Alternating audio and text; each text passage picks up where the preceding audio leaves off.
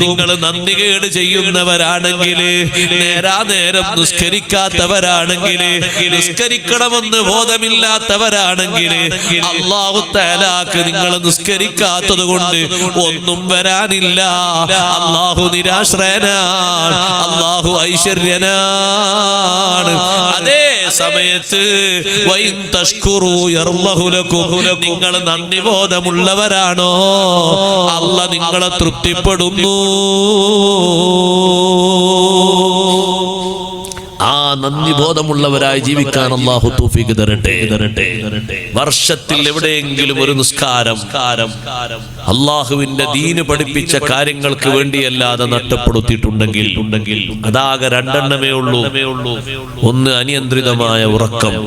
ഉറങ്ങിപ്പോയി ഒന്നും നിസ്കരിക്കുന്ന ആളാണ്, ടൈമിന് നിസ്കരിക്കുന്ന ആളാണ്, ഉറങ്ങിയിട്ട് എഴുന്നേറ്റ് അറിഞ്ഞില്ല. എന്നു രാവിലെ 7 മണിക്ക് നിസ്കരിക്കുന്ന ആളെ പറ്റിയല്ല ഞാൻ പറഞ്ഞേട്ടോ. എന്നു രാവിലെ 8 മണിക്ക് ഒന്ന് കൈകി കൂട്ടിയിട്ട് സുബഹിസ്കരിക്കുന്ന ആളെ പറ്റിയല്ലേ ഞങ്ങനെ തെറ്റിദ്ധരിക്കരുതാരോ. ഇപ്പോഴൊക്കെ ക്ലിപ്പായി തെറ്റിദ്ധരിക്കുന്ന കാലാണ്. വലിയ ബുദ്ധിമുട്ടാണ് ഇപ്പൊ വേദന. പഴയ കാലം പോലെ നിങ്ങൾ വിചാരിക്കും വേദന നല്ല സുഖമാണ്, ഇപ്പൊ ബുദ്ധിമുട്ടാണ്. കാരണം അടിവരയിൽ എവിടെയെങ്കിലും ഒരു കുറിപ്പ് കിട്ടുന്നോ നോക്കി നടക്കാണ് ദുനിയാവ് ആഖിറത്ത് രക്ഷപ്പെടുത്താൻ. അവിടെ കട്ട് ചെയ്താൽ ഉസ്താദ് ഇങ്ങനെ പറഞ്ഞ അപ്പുറപ്പുറം നോക്കണ്ടേ, നമുക്കിത് മാത്രം നോക്കിയാൽ മതി എന്ന് പറഞ്ഞാൽ മതിയല്ലോ. അതുകൊണ്ട് ഞാൻ പറയട്ടെ, എന്നും രാവിലെ 7 മണിക്ക് 8 മണിക്ക് എണീറ്റ് സുബഹിസ്കരിക്കുന്ന ആളെ പറ്റിയല്ലേ ഞാൻ പറഞ്ഞു. എന്നും നിസ്കരിക്കുന്ന ആളെ ക്ഷീണം കൊണ്ടോ എന്തോന്നറിയില്ല, ഒരു ദിവസം അങ്ങനെ എഴുന്നേറ്റപ്പോഴേക്കും ആള് ബേജാറാ പോയി. പഠിച്ചോനെ, എന്റെ സുബഹി എന്റെ ളുഹർ ഞാൻ ഇത്ര ഉറങ്ങുന്നു കരുതിയില്ലല്ലോ. വിളിക്കാനൊക്കെ ആളെ ഏൽപ്പിച്ചിരുന്നല്ലോ, അവര് വിളിച്ചിരുന്നു. പക്ഷെ എന്താന്നറിയില്ല, അന്ന് കുറച്ച് ഉറക്കം അങ്ങനെ ആയിപ്പോയി. നിസ്കരിച്ചാ മതി. അല്ലാഹു തആല അതിൽ ചോദ്യം ചെയ്ത് ശിക്ഷിക്കൂല.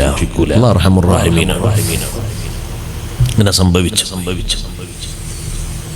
മറ്റൊന്നുള്ളത് മറദിയാണ്. കാരണം മറന്നുപോയി. ദുഃഖം കൊണ്ടോ സന്തോഷം കൊണ്ടോ ഒക്കെ മറതി വരാലോ, മനുഷ്യനല്ലേ, മറന്നുപോയി. മൂന്നാമത്തൊരു കാരണമില്ല. ജോലിയോ രോഗമോ കല്യാണമോ ചികിത്സയോ യാത്രയോ ഒന്നും കാരണമല്ല. രോഗമൊന്നും കാരണമല്ല. വെറുതെ അങ്ങനെ ഗതികുത്തിരിക്കരുത്.